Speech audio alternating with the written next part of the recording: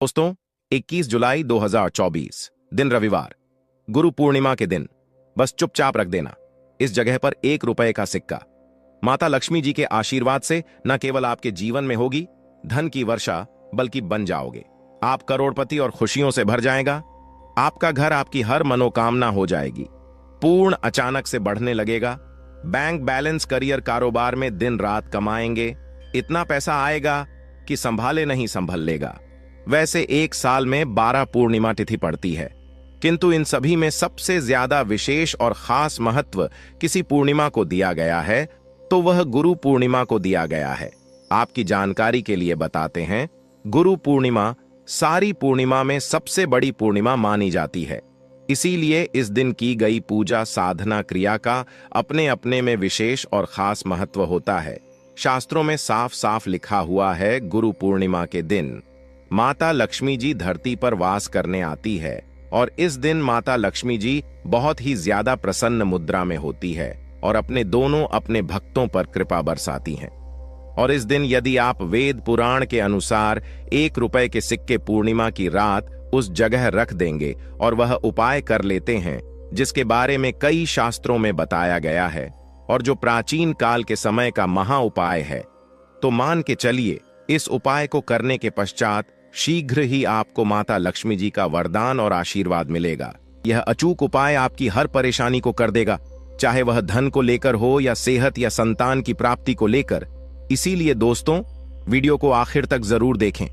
और दोस्तों, अगर आप भी अपने जीवन में भगवान श्री हरि विष्णु की कृपा पाना चाहते हैं, तो इस वीडियो को लाइक करके कमेंट में जय श्री हरि जय माम लक्ष्मी लिखना ना भूले। दोस्तों, पूर्णिमा का दिन श्री हरि विष्णु को समर्पित है। इस दिन जगत के पालनहार श्री हरि विष्णु अपनी 4 महीने की योग्य निद्रा से जागते हैं। इसके बाद से ही सभी मांगलिक काम आरंभ हो जाते हैं। इसके अलावा पूर्णिमा भगवान विष्णु को प्रसन्न करने के लिए भी बेहद उत्तम मानी जाती है। इस दिन भगवान विष्णु को प्रसन्न करने के लिए कुछ लोग व्रत रखते हैं और पूजा करते हैं। इस दिन सच्ची श्रद्धा और भक्ति भाव से भगवान विष्णु की पूजा करने से सभी मनोकामना पूर्ण होती है। दोस्तों, स्वास्थिक अत्यंत प्राचीन काल भारतीय संस्कृति में कल्या का चिन्ह समझा जाता रहा है। इसीलिए कि किसी भी शुभ काम को करने से पहले स्वास्थिक चिन्ह अंकित करके उसका पूजन किया जाता है। मान्यता है कि ऐसा करने से कामों में सफलता मिलती है, क्योंकि स्वास्थिक के चिन्ह को शुभता का चिन्ह समझा जाता है। इस तरह स्वास्थिक का अर्थ अच्छा या मंगल करने वाला ऐसा बताया गया है, मेन वर्णित है। स्वस्तिक सर्वदा रुद्र, अर्थात सभी दिशाओं में सबका कल्याण हो। इस तरह स्वास्थ्य एक शब्द से किसी व्यक्ति या जाति विशेष का नहीं, परंतु संपूर्ण विश्व के कल्याण या वासुदेव की भावना निहित है। किसी भी शुभ काम को करने से पहले गणेश जी का नाम लेते हैं और हिंदू धर्म में स्वास्थिक को गणेश जी का भी प्रतीक समझा जाता है। वैसे तो किसी भी शुभ काम को पहले स्वास्थिक बनाकर ही थाली में रखते हैं और पूजा करते हैं, क्योंकि ऐसा करने से में खुशियां बढ़ती हैं। स्वास्थिक में 4 तरह की रेखाएं होती हैं और इनका आकार भी एक समान ही होता है। रावेद की भाषा में स्वास्थिक को सूर्य का प्रतीक समझा गया है और उसकी 4 भुजाओं को उपमा दी गई है। पौराणिक मान्यता है कि 4 दिशाओं यानी पूर्व, पश्चिम, उत्तर, दक्षिण की ओर यह 4 भुजाएं इशारा करती हैं और हिंदू धर्म में इनको 4 वेदों से जोड़कर भी कहा जाता है, यानी ऋग्वेद, यजुर्वेद, अथर्ववेद और सामवेद। स्वास्थिक की 4 रेखा सृष्टि से रचनाकार भगवान ब्रह्मा के 4 सिरों को दर्शाती हैं और 4 पुरुषार्थ यानी 4 आश्रम, 4 लोग, 4 देवों यानी ब्रह्मा, विष्णु, महेश और गणेश की तुलना भी की गई है। इसके मध्य में जो बिंदु है भगवान विष्णु की नाभि मानी जाती है, जिसमें से भगवान ब्रह्मा प्रकट होते हैं और स्वास्थिक की 4 रेखाएं एक घड़ी की में चलती हैं, जो संसार की सही दिशा में चलने का चिन्ह है। यह है दिन घर के मुख्य द्वार पर शुभ मंगल चिन्ह स्वास्थिक स्वरूप बनाएं। आप चावल और कुमकुम की सहायता से बना सकते हैं, चावल और हल्दी के घोल से बना सकते हैं, या फिर कुमकुम यानी सिंदूर और घी, सिंदूर और तेल मिलाकर के भी बना सकते हैं। ऐसा करने से वास्तु दोष दूर हो जाता है। इससे मनोकामना हो की पूर्ति हो जाती, घर से क्लेश, कलह, बेचैनी दूर हो जाती है। तंत्र मंत्र क्रिया से भी रक्षा होती है। इसे शुभ काम के पहले अंकित किया जाता है। क्योंकि स्वास्थिक को मान सम्मान, सफलता और उन्नति का प्रतीक समझा जाता है। स्वास्थिक हर दिशा से देखने पर एक ही सम्मान लगता है। आपने उल्टा स्वास्थिक की देखा होगा, परंतु उल्टा स्वास्थिक के उपाय अलग होते हैं और सीधे स्वास्थिक के उपाय अलग होते हैं। अगर जीवन बहुत परेशानियां हो तो एकादशी के दिन तांबे या चांदी का स्वास्थिक प्राण प्रतिष्ठा करवाकर घर की चौखट पर लगवा दो। बाजार से अलग अलग साइज के मिल जाते हैं, उसे लाकर पूजा घर में रखकर पूजा करें। इससे घर में लक्ष्मी का वास हो जाता है। लक्ष्मी प्राप्ति हेतु चांदी का स्वास्थिक नवरात्रों में भी लगाया जाता है, परंतु सबसे अच्छा है कि सिंदूर और घी या तेल मिलाकर के यह या फिर चावल और हल्दी के घोल से बना दे के मुख्य द्वार पर स्वास्थिक बनाते हैं तो ज्यादा बड़ा मत बनाइए। 9 अंगुल से बड़ा बिल्कुल नहीं होना चाहिए। 3-4 अंगुल का बना यह उत्तम होगा।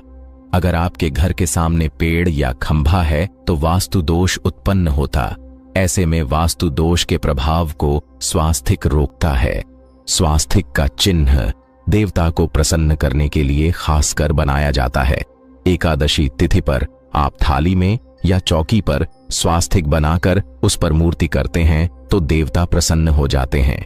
आप चाहे तो घर के मंदिर में इष्ट देवता के पास स्वास्थिक का चिन्ह रख सकते हैं। तो दोस्तों, स्वास्थिक के कौन कौन से उपाय घर में लाते हैं, धन प्राप्ति कराते हैं, जानते हैं इस वीडियो में। परंतु दोस्तों, उससे पहले आपसे रिक्वेस्ट करते कि वीडियो को लाइक जरूर करिएगा, दोस्तों को शेयर कर दीजिएगा और अगर अभी तक आपने चैनल को सब्सक्राइब नहीं किया है तो चैनल को सब्सक्राइब करके बेल जरूर दबाइए। दोस्तों, इस एकादशी पर मुख्य द्वार की दहलीज के दोनों तरफ स्वास्थिक का चिन्ह बनाकर उसकी पूजा करें। स्वास्थिक पर चावल की ढेरी बनाएं और एक एक सुपारी रख दें तो ऐसा करने से अपार धन की प्राप्ति होती है, कामों में सफलता मिलती है। इस एकादशी के दिन नहाने के पानी में तुलसी का पत्ता या बेलपत्र डालकर नहाई। यह स्नान के जल में जब आप बेलपत्र डाल देते हैं तो सभी तीर्थ स्थानों में स्नान करने सम्मान पुण्य फल आपको हासिल हो जाते हैं। आप चाहे तो मैं कुशा घास भी डालकर नहा सकते हैं।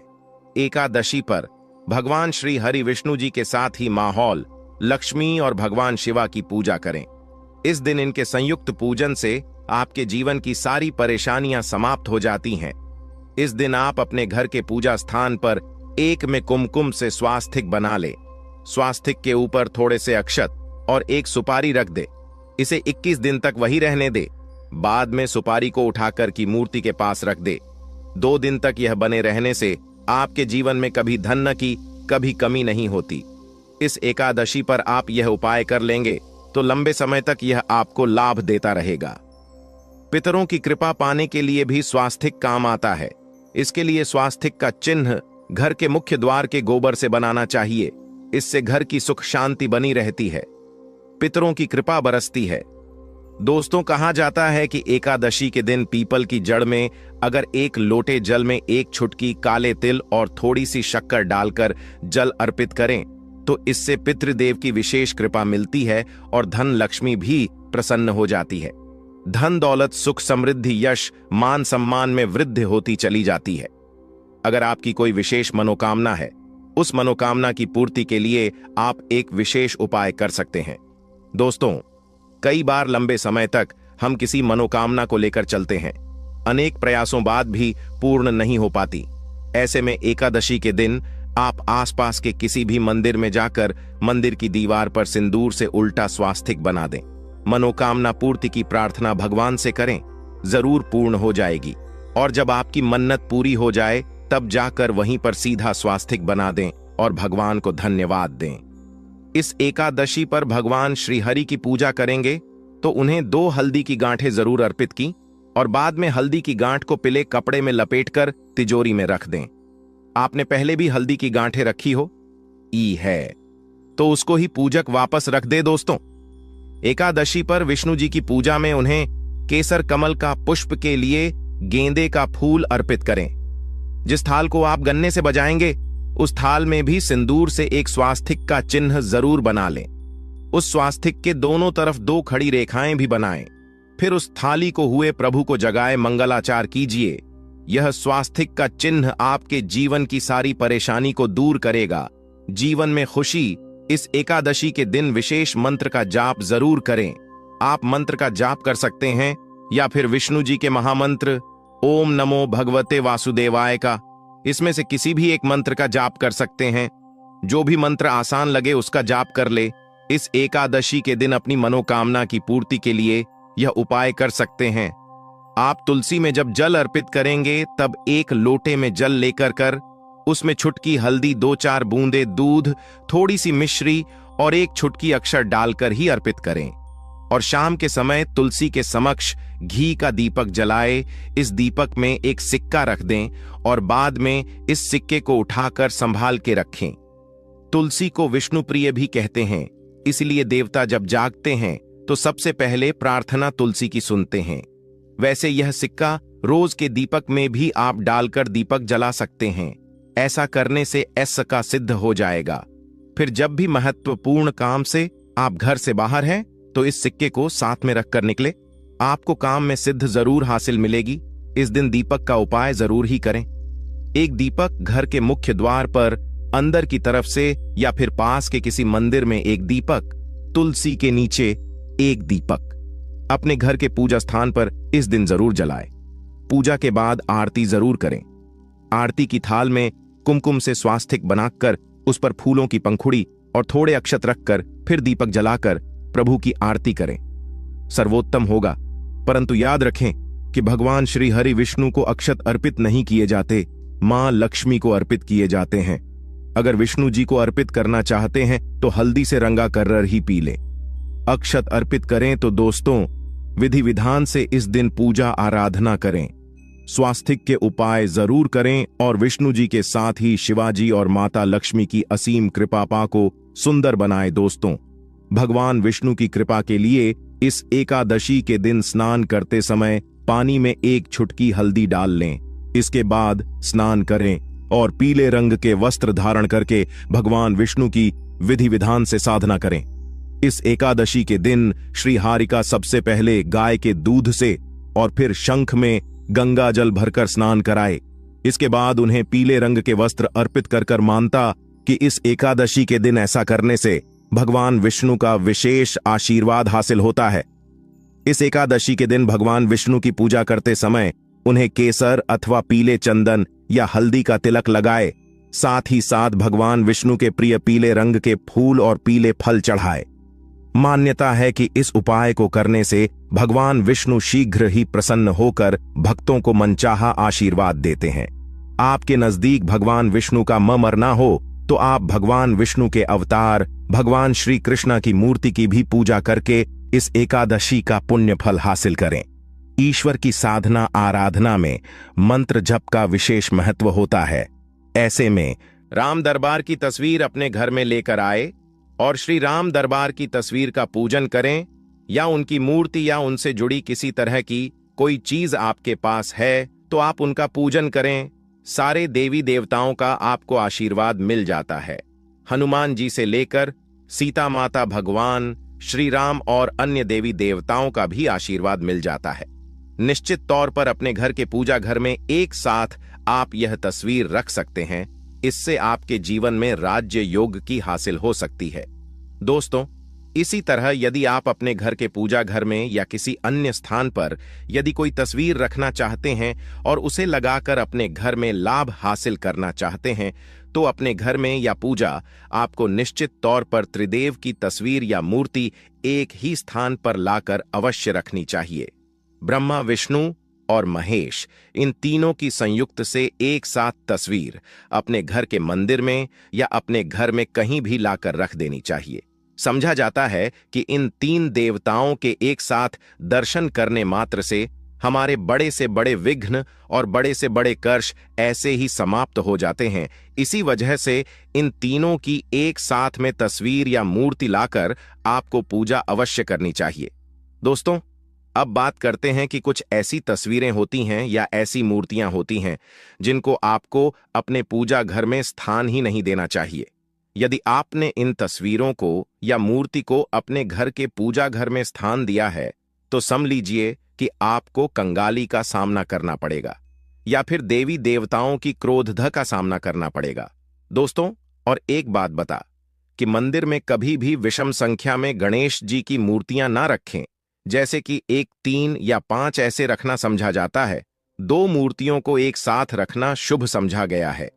यदि आप सिर्फ गणेश जी की मूर्ति रखते हैं तो इसके अलावा किसी भी तरह की मूर्ति आपको नहीं रखनी चाहिए।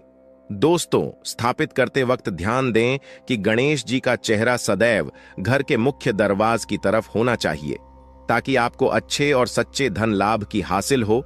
और इस बात का ध्यान रखें कि घर में अंगूठे से बड़े आकार का शिवलिंग आपको भूलकर भी नहीं रखना चाहिए। सदैव एक छोटा सा शिवलिंग रखें और इससे ज्यादा शिवलिंग नहीं रखने चाहिए। दोस्तों, वैसे तो कोई अपने घर में शिवलिंग रखना ही नहीं चाहिए। उसके बाद भी यदि रखते हैं तो अंगूठे से बड़े आकार का शिवलिंग आपको नहीं रखना चाहिए। आप छोटा शिवलिंग रख दें और ध्यान रखें कि एक से ज्यादा शिवलिंग आपको भूल कर भी नहीं रखने हैं। घर में यदि आप शिवलिंग रखते हैं तो शिवलिंग के ऊपर आपको तुलसी भूल कर भी अर्पित नहीं करनी चाहिए। यदि आपने शिवलिंग रख लिया है और उस पर तुलसी अर्पण कर दी तो देवी देवताओं के का आपको सामना करना पड़ेगा। दोस्तों, मंदिर में यदि आप जी की तस्वीर रखना चाहते हैं, आप हनुमान जी के अनन्य भक्त हैं, तो बैठे हुए हनुमान जी की मूर्ति ही रखें। उन्हें शिवा का 11 रुद्र अवतार समझा जाता है, इसलिए उनकी भी शिवलिंग की तरह ही मूर्ति रखें। साथ ही जो पति पत्नी होते हैं, नए वैवाहिक जीवन की शुरुआत करते हैं, तो हनुमान जी की मूर्ति या तस्वीर को अपने कमरे में, अपने बेडरूम में आपको भूलकर भी नहीं रखनी चाहिए, अन्यथा इससे जीवन कई तरह के दोषों का सामना करना पड़ता है। दोस्तों, हनुमान जी ब्रह्मचारी हैं, तो इस आपको अवश्य ध्यान रखना चाहिए। दोस्तों, राधा कृष्णा की मूर्तियों को यदि आप जैसे अपने क्षण कक्ष में सोते हैं और उन्हें आपके बेर के सामने की तरफ रखा है कि जैसे कि आप सुबह उठे और आपको उठते ही पहले उनके दर्शन हो जाए, तो समझ लीजिए कि आपका जीवन मालामाल होने वाला है। किसी भी तरह का कोई दोहक धन की चिंता आपके जीवन में रहेगी। दोस्तों, इसी तरह यदि माता दुर्गा की तस्वीर आप अपने घर में लेकर आना चाहते हैं और चाहते हैं कि माता दुर्गा की तस्वीर के माध्यम से आप जीवन में समृद्धि देखें, तो दोस्तों, भूलकर भी आपको माता दुर्गा की क्रोधित अवस्था की तस्वीर, जैसे कि महाकाली की तस्वीर या फिर महिषासुर का वध करते हुए या क्रोधित अवस्था में माता लक्ष्मी की, माता दुर्गा की तस्वीर लाकर आपको उनकी पूजा नहीं करनी चाहिए। दोस्तों, सदैव और सुंदर मुख वाली तस्वीर ही अपने घर के अंदर लाकर पूजा करनी चाहिए। इसे बहुत ही शुभ और मंगलकारी समझा जाता है। दोस्तों, इस बात का ध्यान रखें कि यदि आप अपने घर में मूर्तियां रखते हैं तो आपको इन पर भूलकर टूटे चावल नहीं चढ़ाने चाहिए, और बेहतर होगा कि आप हल्दी में चावल को पीला करके ही वह चावल चढ़ाएं, किंतु टूटे हुए चावल आपको भूलकर भी माता लक्ष्मी को या अपने घर में देवी देवता नहीं चढ़ाने चाहिए। दोस्तों, इसी तरह इस बात का भी ध्यान रखें कि अपने घर के मृत परिजनों की या पूर्वजों की तस्वीर मंदिर में स्थापित ना करें। ऐसा करना अशुभ समझा जाता है, और यदि आप ऐसा लगातार कर रहे हैं तो निश्चित तौर पर आपके परिवार के ऊपर दोष लग सकता है। पितरों का भी दोष सकता है। पितरों की पूजा एक अलग स्थान पर की जाती है, घर के मंदिर में उनको स्थापित नहीं किया जाता है। दोस्तों, इसी तरह भगवान भैरव की तस्वीर या भगवान शनिदेव की, राहु केतु की, इस तरह की तस्वीरें अपने घर में नहीं लेनी चाहिए। प्रतीकात्मक रूप से आप घर के पानी रखने के स्थान पर उनकी पूजा कर सकते हैं, क्योंकि इनकी साधना तंत्र मंत्र और खास पद्धति से की जाती है। घर के अंदर आप ऐसे ही इनका पूजा पाठ नहीं कर सकते।